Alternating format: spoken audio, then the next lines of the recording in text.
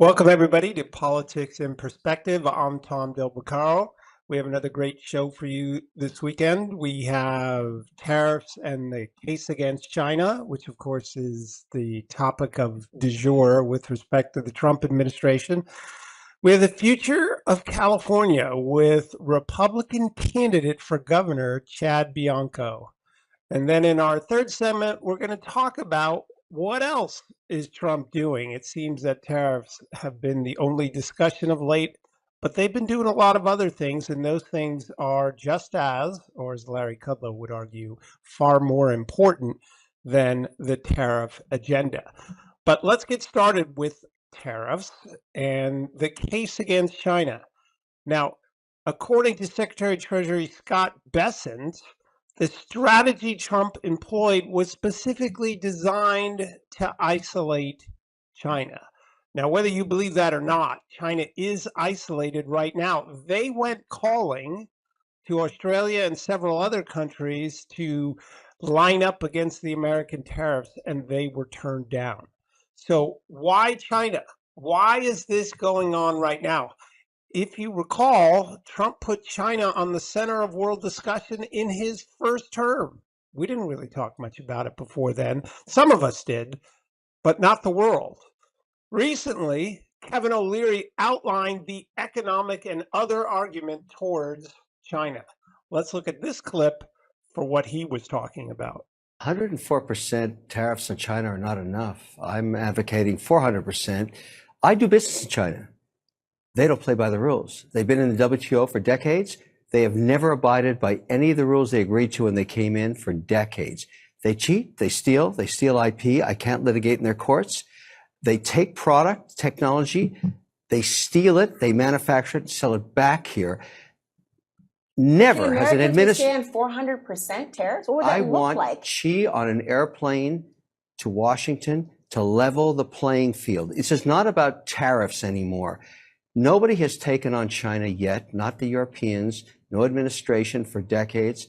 As someone who actually does business there, I've had enough. I speak for millions of Americans who have IP that have been stolen by the Chinese. I have nothing against the Chinese people. They brought great literacy, art, and tech to the world. The government cheats and steals, and finally, an administration, you may not like Trump, you may not like his style or his rhetoric, finally, an administration that puts up and says enough. So there you have it. There's Mr. Wonderful talking about the business end of it, but it doesn't end there. China isn't the normal case. It isn't just a question of whether manufacturing's here or there. China is the world's chief adversary. What do I mean by that? Well, China, in its own words, has a plan to be dominant in the world. They do it in multiple ways. They are building up their military far more than anywhere else on earth, and certainly the United States. For years, they made predatory loans around the world and put installations next to key ports or within key ports. Panama Canal is one of them, in their effort to control or at least have a say in the world's economy over a greater say than the United States. They have done all of these things, and they have been the world's probably center of high-tech warfare. Let's look at this recent headline.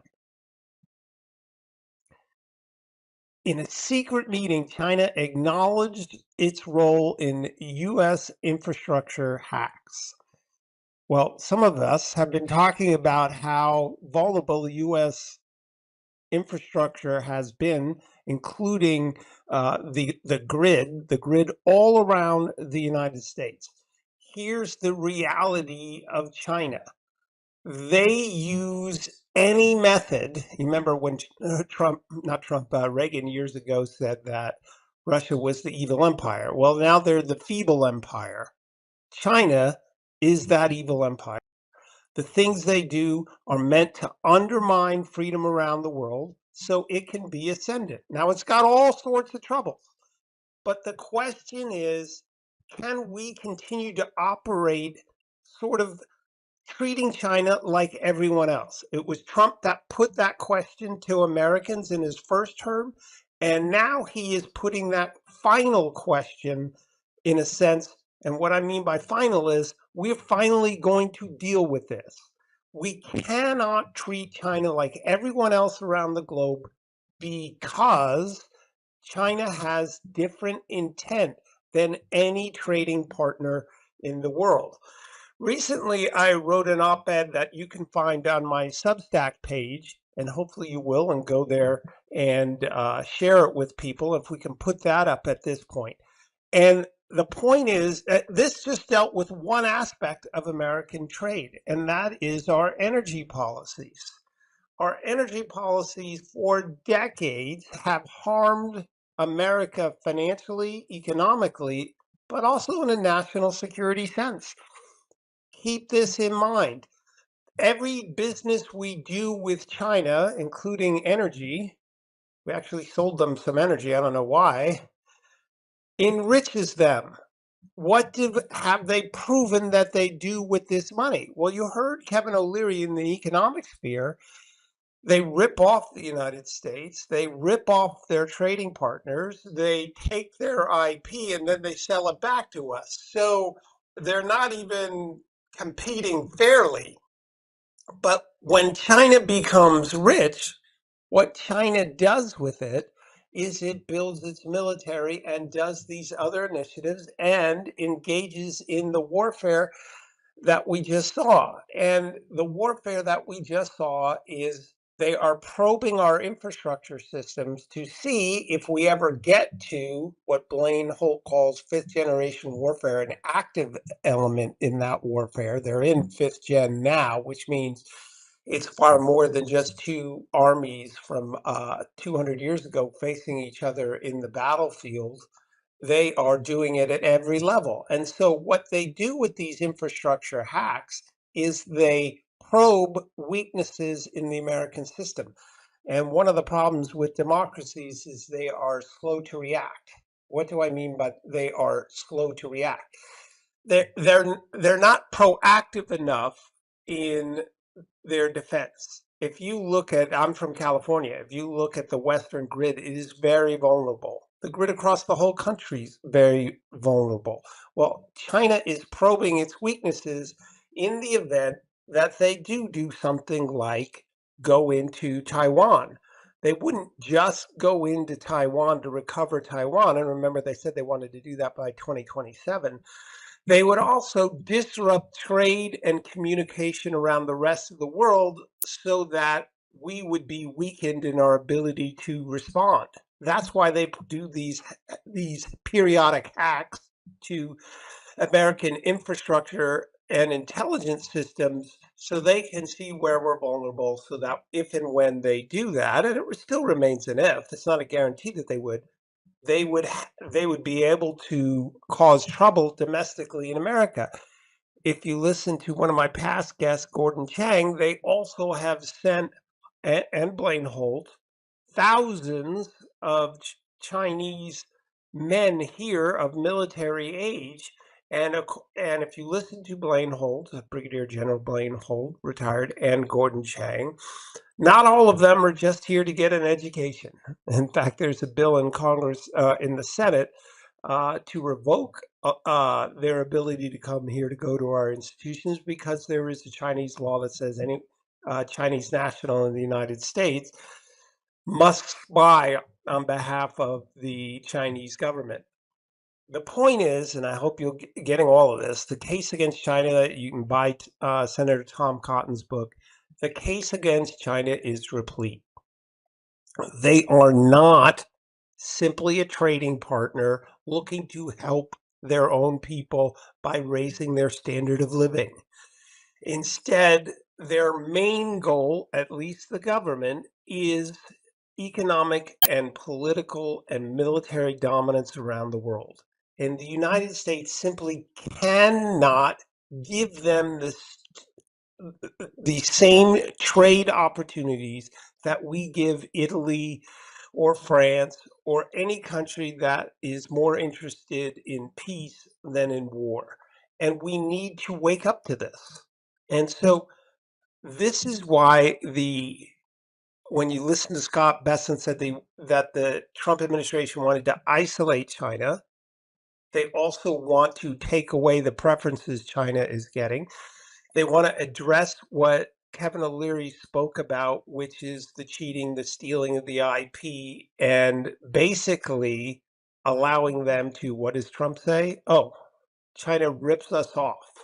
And they're ripping off the world en route to this process of becoming, in China's mind, the most dominant military, economic, and political entity on the globe. So that's why we have to address these things now. Certainly, Joe Biden wasn't going to do that. The more you read about what happened during the Biden administration, the more it seemed like they were enabling China. The next Democrat is likely not to do that either unless they openly did something during their presidency. So if we don't do this now, in the immortal words of Ronald Reagan, if not now, when? And if not us, who? And that's the Trump administration with respect to China. He is seeking not a reset with China, but something that will establish world peace going forward and stopping China's ability to undermine freedom around the world. It's a lofty goal, and it is going to be disruptive. And as Gordon Chang says, grow up, America, because if we don't address this now, it'll come to our door in a much more difficult circumstance. That's our first segment for today. Next up, someone's running for governor of California on the Republican side. We'll meet Sheriff Chad Bianco next.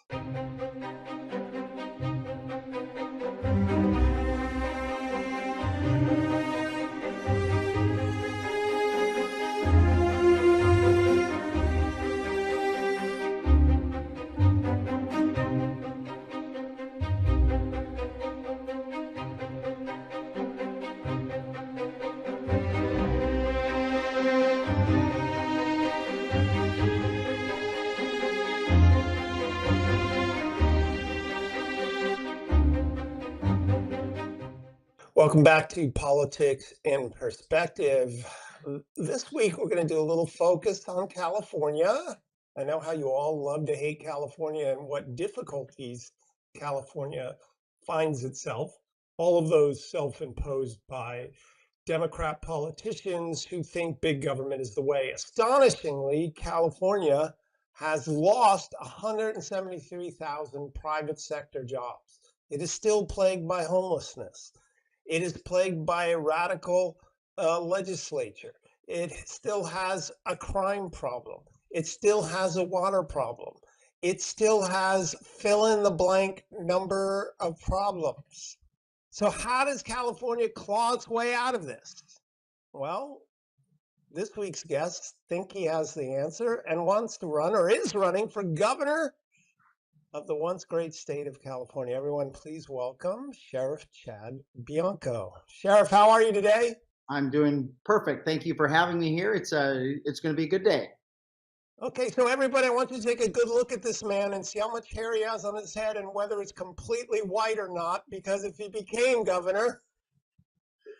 All right, so there you see, folks, he is a 30-year veteran of the Riverside Sheriff's Office. He's also the coroner and within public administration. I think it was 2018 you were first elected, or 17 you were elected, Sheriff? 2018. 2018, okay. So you're running for governor. In fact, you're the only Republican, I think, significant Republican that has announced. Is that true? That's true so far. And quite honestly, hopefully, I hope that Republicans have learned a lesson from Democrats' playbook for the last 20 years. And we don't have 3, 5, 10, 15, 20 others jumping in and watering down our voting pool. I hope we get behind one person that we believe has a chance to win this election. And so far, that's me. Okay, so why? I'd like to start out candidate interviews with, first of all, tell us a little bit about yourself, in a couple of minutes, what motivates you and why do you want to do this? Yeah, there's a lot that motivates me. I guess upbringing, mostly the way I was raised. I'm the oldest of three boys. I've been in California now since 1989. Married, family of four kids, three boys and a girl, four grandkids now. So truly, my motivation is my family. That's pretty much it. I have a job to do, but how I was raised and how I have lived so far is I grew up, luckily, I was blessed with athleticism that made me very, very competitive in multiple sports. But now that you get old and that you get into a career, you direct that somewhere else. So my competitiveness is always just trying to be the best. I want to be the best at everything, and not just a personal best, but the people around me. Typically, I was in both individual and team sports, but team sports are my personal opinion is team sports are by far the best. It teaches you how to be a leader. It teaches you how to be a team player. It teaches you how to win. And that's truly what has motivated me in my desire to be the best at everything, is bringing the people around me together to make sure we win. I took over, or I ran for sheriff under that same premise, that we were not doing what we should be doing for our residents in Riverside County. We could have done a lot more in the area of public safety, in the area of community engagement, community service, and it was lip service. I knew on the line we were not doing anything. And at the same time, I was high enough in the organization, management level in the organization, that I knew I wasn't the one that could change that. The only person that can change that is the top person. And so I ran for election. I won. And over the last 7 years, we seriously have become one of the preeminent law enforcement agencies in the country. I send my employees to other countries even to teach what we are doing, how we are doing it, because we've been very successful in a very short period of time, just by caring more about the people that we serve rather than government or rather than our own identities or something like that. So as the sheriff and having to spend time in Sacramento, I basically just learned the complete dysfunctionalism that goes on there and the disaster that has happened there, in that it is a complete lack of leadership. If you want to call it leadership, is certainly a leadership toward a personal agenda or an ideological agenda or political agenda, but it certainly is not for an agenda for Californians. And that is what really has sparked my ire at Sacramento, particularly in public safety, but now it rolls into everything. Public safety touches our schools, it touches our businesses, it touches our communities in every aspect. And so now I'm looking at an open seat coming up with Newsom finally leaving. And I'm looking at the names that have announced that they're running. And it is the exact names, the exact faces that have put us here in this position in the first place.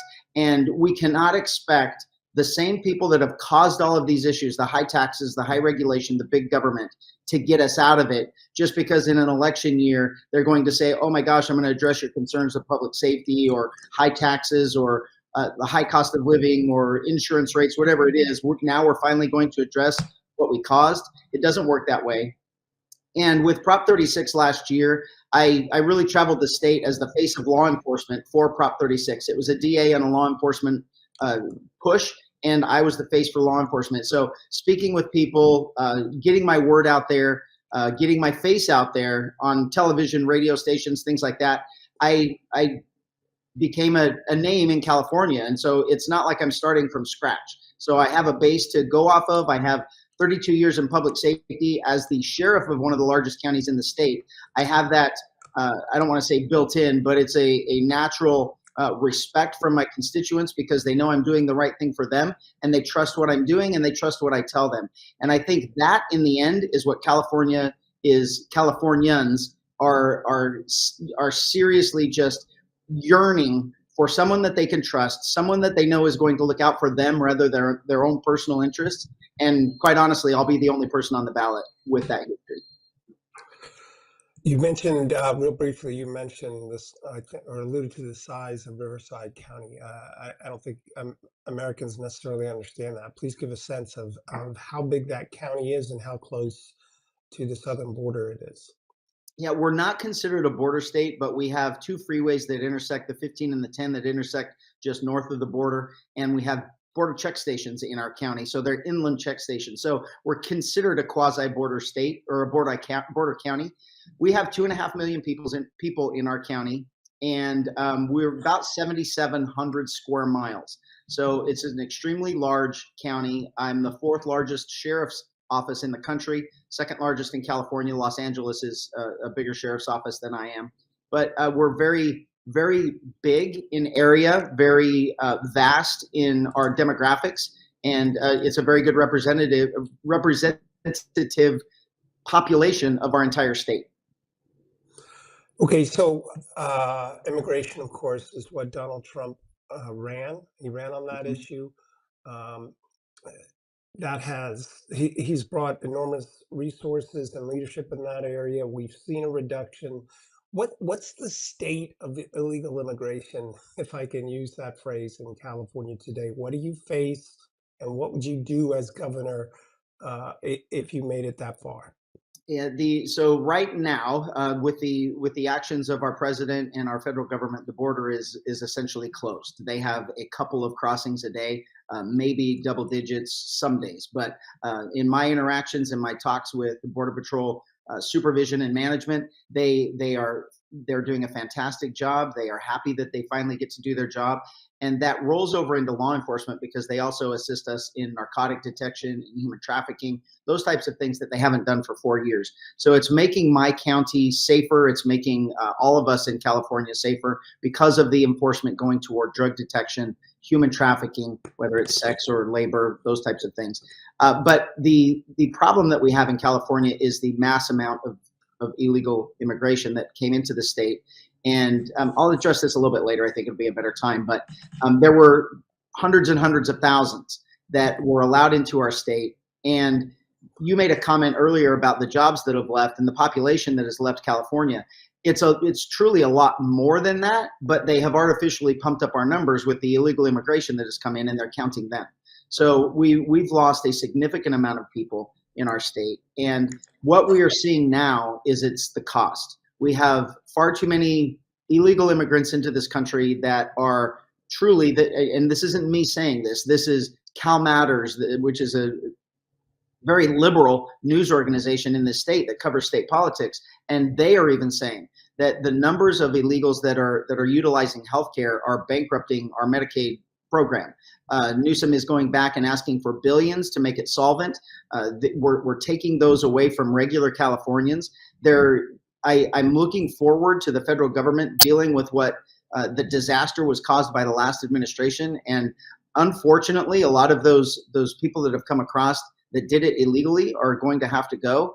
And it cannot be the responsibility of California taxpayers who pay the most taxes of any state in the country, the highest cost of living in any state of the country. We cannot be asked to also take on that burden when we don't get those services ourselves.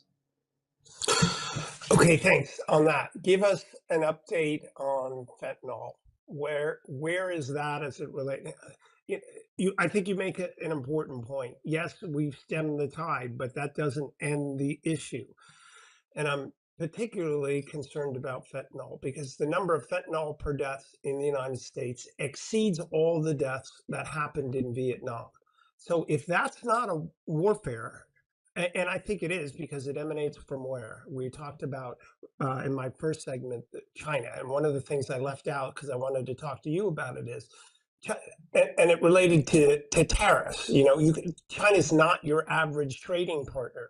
Part of this is their war in America through fentanyl, sending over the substrates for it, gets assembled by cartels and winds up killing people here. Talk to me about California. What's the latest on that? What have you faced it, and what should California do going forward? Yeah, the effort toward drugs. I mean, I'm so tired of hearing this statement that we've been fighting the war on drugs, the losing war on drugs. It's only losing when you stop. And we can see over the last 10 years in California when drugs have basically been legalized and there's no consequence for either possession or using or selling drugs anymore.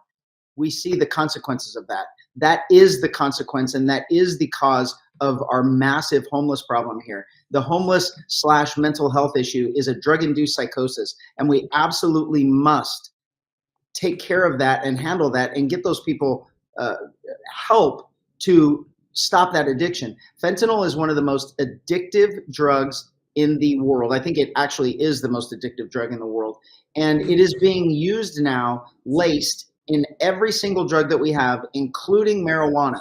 So this is causing a physical dependency on a narcotic to every person that's using it. And it's almost an instant dependency because of its potency.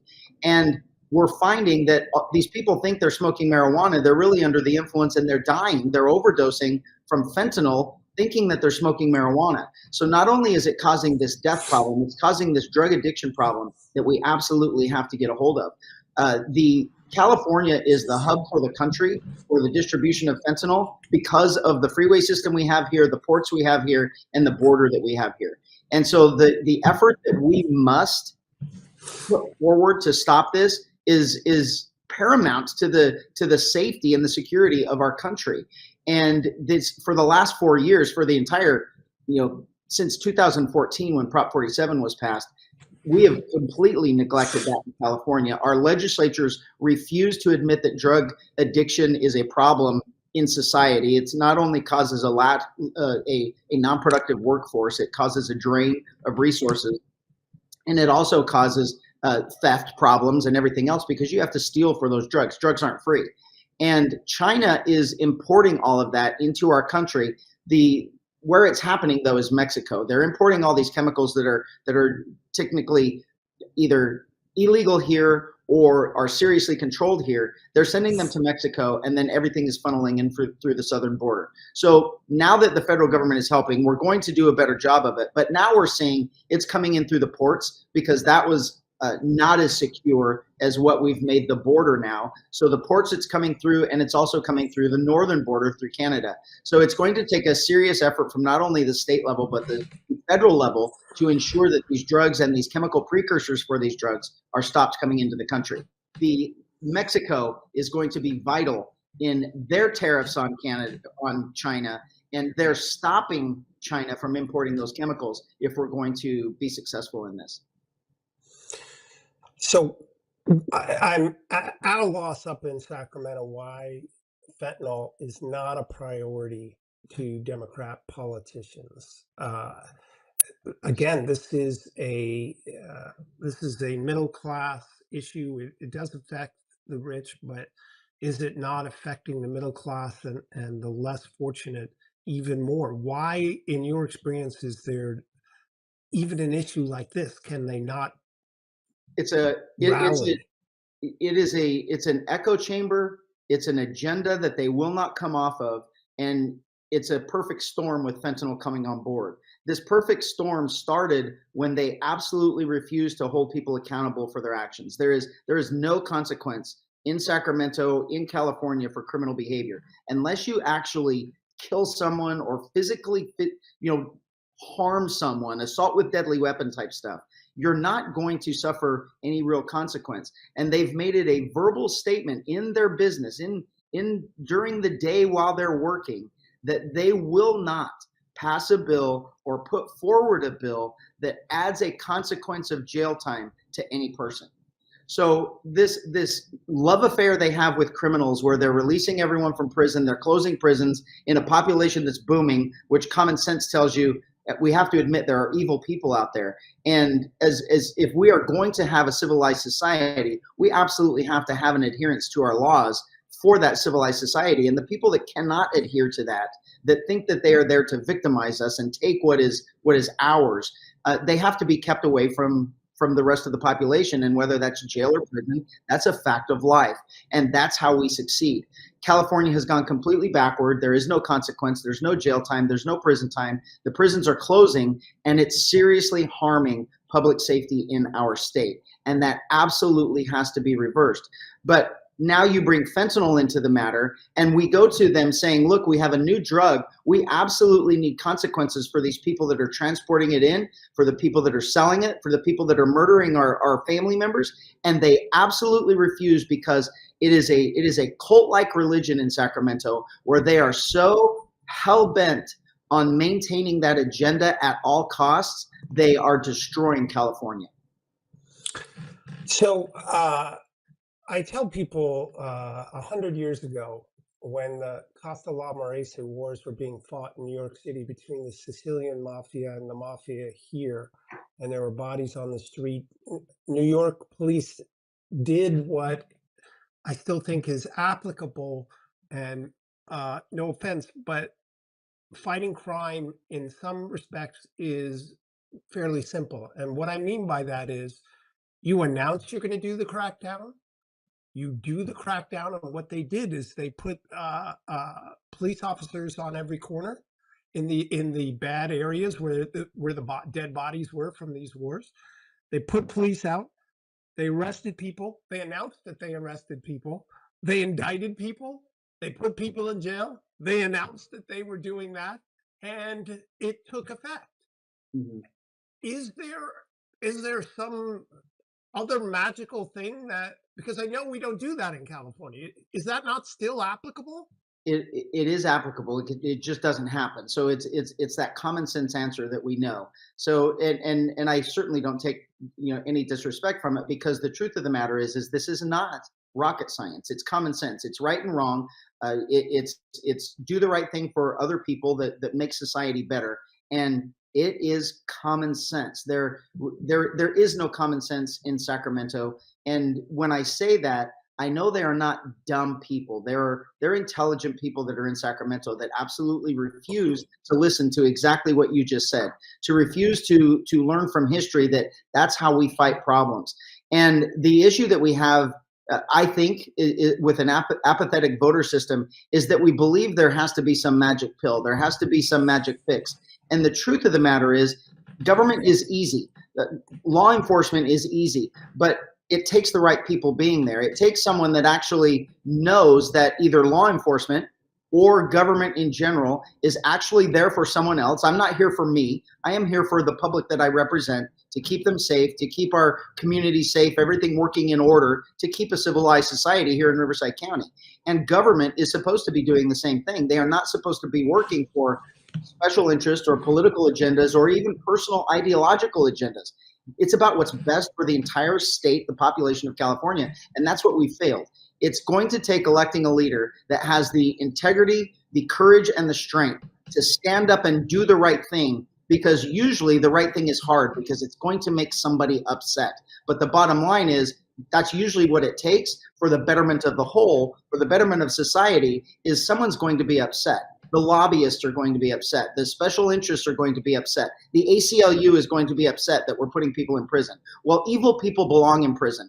And until we start addressing the common sense issues that we have in California with common sense solutions, we're not going to fix it. And certainly, all of those people up there right now are not the ones to fix it, which is the beauty of how our government was founded. Is they gave us the ability to change our government every 4 years and half of it every 2 years. And in our elections, we're supposed to be paying attention and putting the right people there. And I think that things are getting so bad.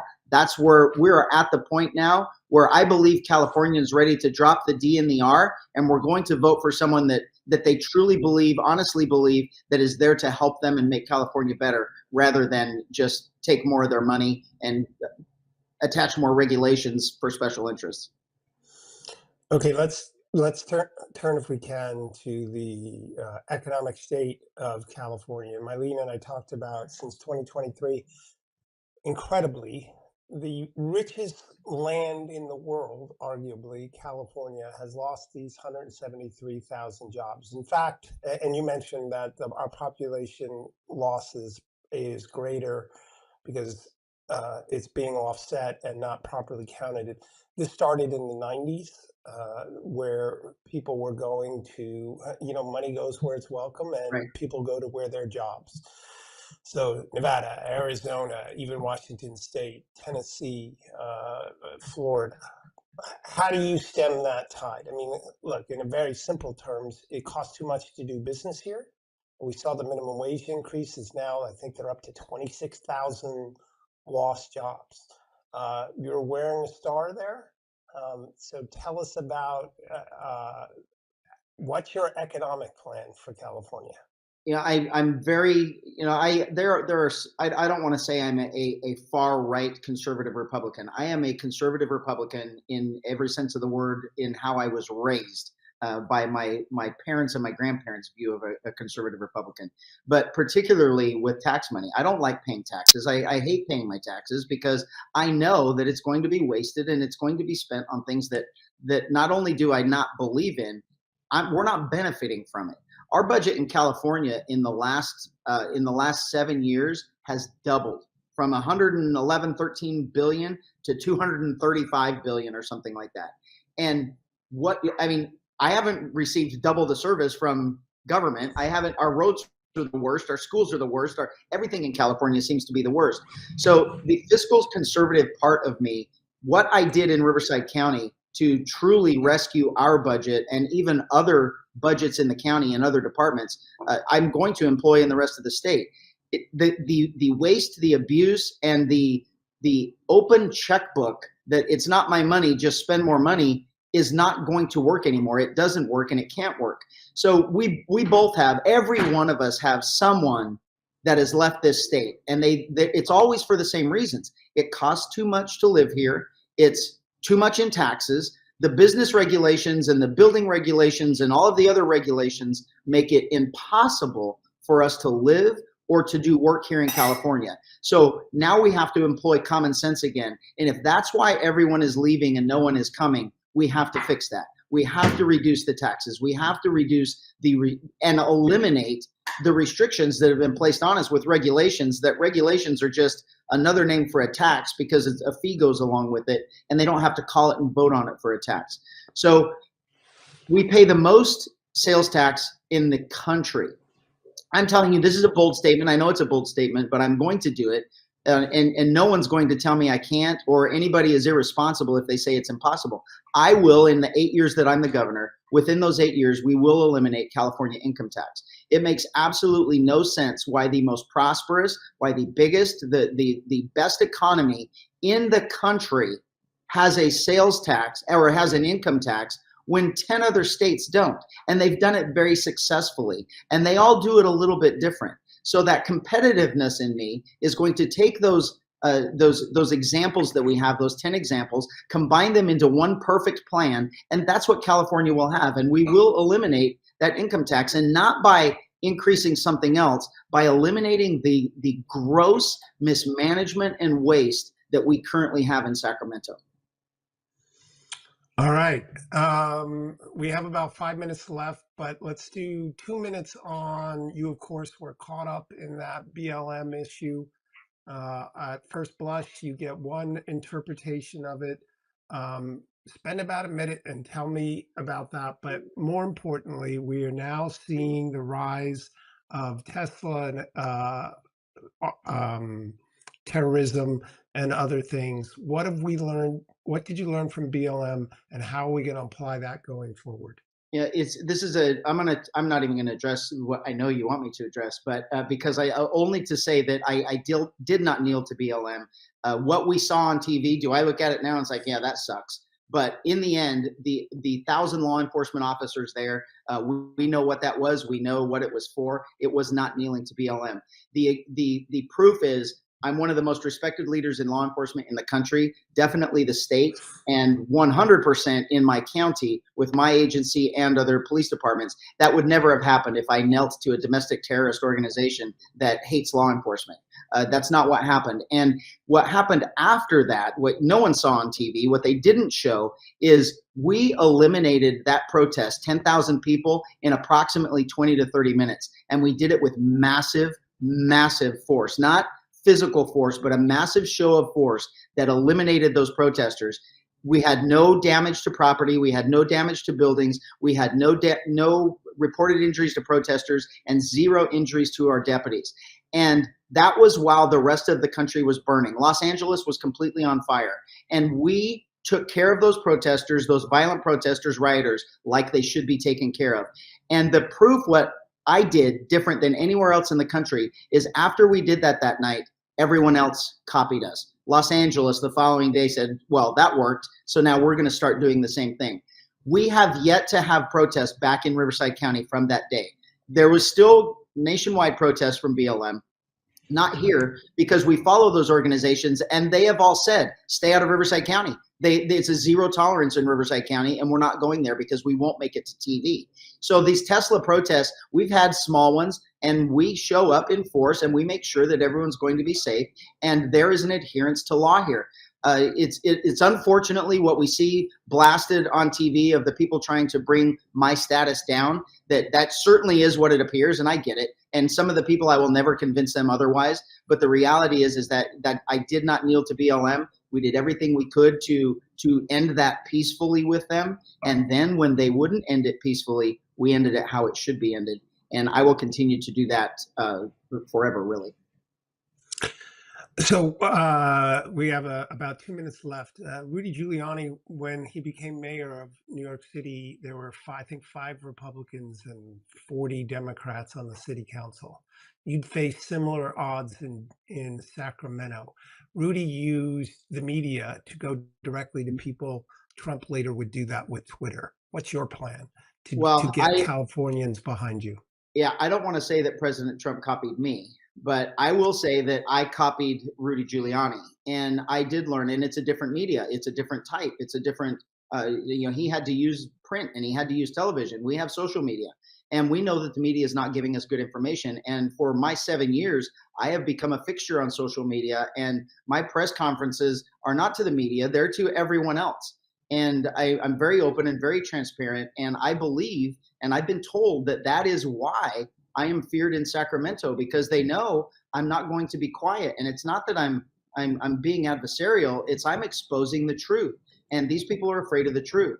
So as I move forward, as I win this governor position, everyone has to realize that I have a 4-1 Democrat board. And I have an extremely good relationship with my board. We have a very good working relationship with other department heads and department organizations. And we do everything we can for the betterment of our public. And that is me being a good partner, a good leader, and rounding everybody up for the common good, not their own political ideology. And it works. When you talk people and you reason with people, it actually works. And if it doesn't work, you let everybody know that you tried, and the majority of people have common sense, and they'll say, hey, what do you mean they're not doing that? And then you get people on your side. And we've seen it recently in some of the bills that they've tried to pass here, where I have come to social media and said, hey, I need your help. I'm only one voice there. I need all of your help. And we had hundreds of thousands of people call and address that assembly member with that ridiculous bill he was trying to put through, and they actually removed it from the floor. That doesn't really happen. They amend them, and they push them aside, or they hold off on them. They don't remove them, and this bill was removed. So I will employ that same thing, and it's not because people are saying I'm a bully, or people saying that I'm arrogant, or whatever it is. It really isn't. I just want everybody to know the truth, and fortunately for me, especially now, but once I'm in the governor's office, I'll have that platform. All right. We've run out of time. Everybody, you can see his info there. It's biancoforgovernor.com if you want to check him out. Sheriff, thanks so much for spending time. A year from now or sooner, we should have you back on and get an update. Thank you, everyone, for watching this segment of it. We'll be right back talking about the rest of the Trump agenda. Very good. Thanks, Tom.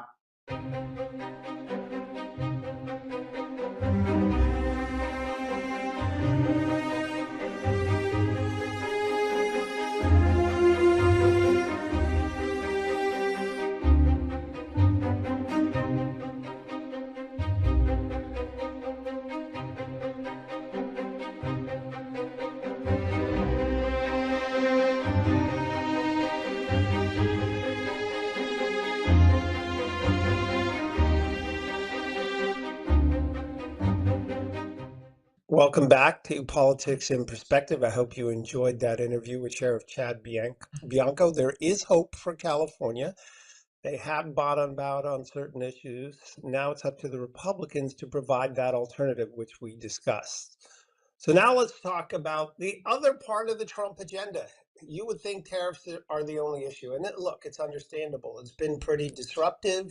If you have a 401k in stocks, you've been watching that, how shall I say, rather anxiously, but I think we're on now a more stable path. So then the question becomes, What about the rest? Well, it isn't about the rest because actually tariffs are a small portion of what Trump wants to do. The bigger deal in for the Trump economic agenda is, of course, the tax cut extensions and the no tax on tips, no tax on overtime, and no tax on Social Security. If that wouldn't be passed, we would be facing the largest tax increase in American history. Why do I say the largest? Well, because when Trump reformed taxes in December of 2017, it was actually the largest tax reform, tax rate reduction in American history. If that were not to pass, and the Democrats are voting against it, they voted against the idea of no tax on tips and the rest, then the United States would be, the economy, let's face it, would go in the tank. That would surely put us into a deep recession. So this is essential. What it does is to make these tax reforms that he passed in 2017 permanent. Why is that economically important?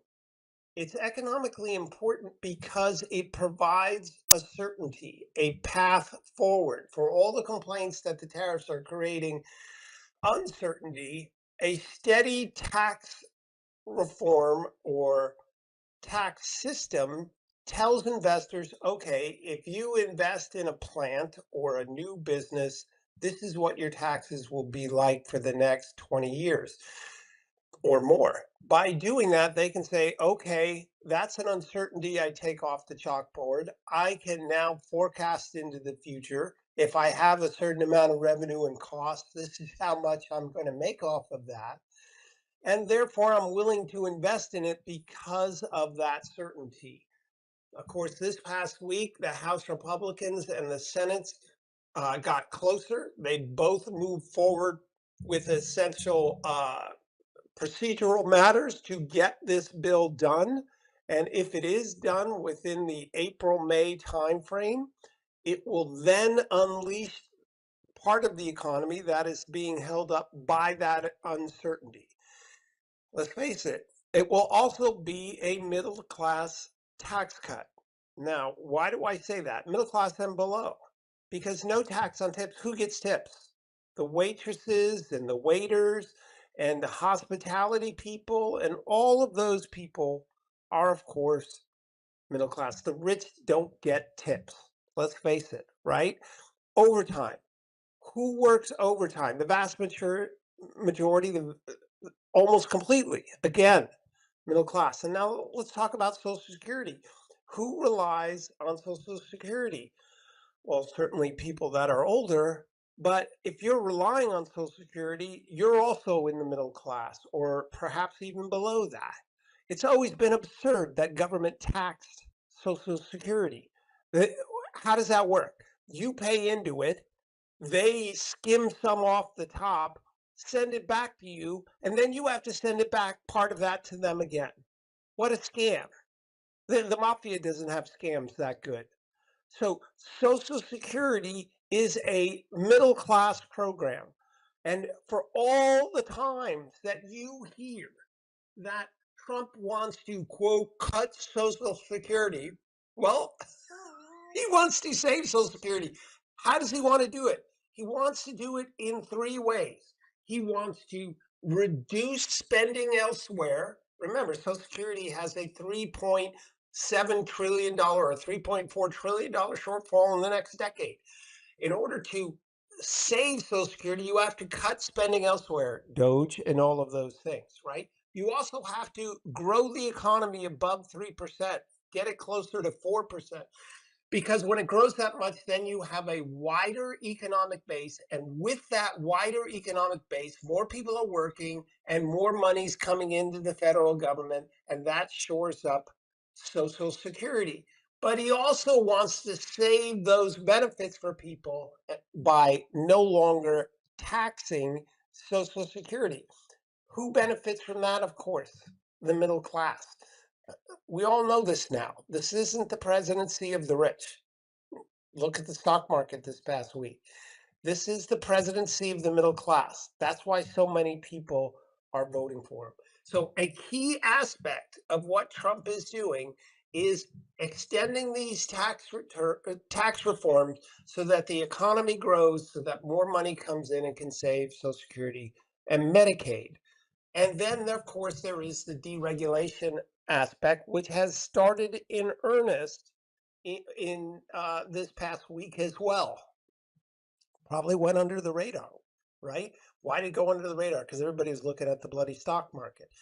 But what happened? He put in a very innovative thought with respect to regulations, and it starts with energy, which is basically we are going to sunset any regulation and require it to be reestablished prior to the cause for it to be reestablished, meaning you have to make the case for it to bring it back.